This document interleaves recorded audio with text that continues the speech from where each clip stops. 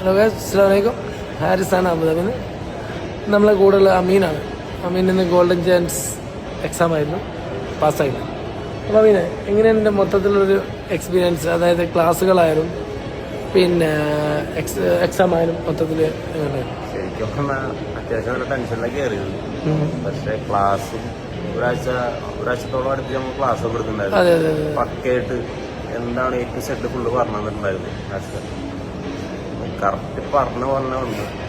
ഇന്ന് രാവിലെ നമ്മൾ ചെയ്തൊരു സ്ഥലം ഉണ്ടായിരുന്നില്ലേ? അതെ, കറക്റ്റ് ഇന്ന് രാവിലെ പറഞ്ഞ കറക്റ്റ് സ്പോട്ടിൽ തന്നെ കിട്ടി. ഫസ്റ്റ് എൻ്റെ നമ്പർ കിട്ടി.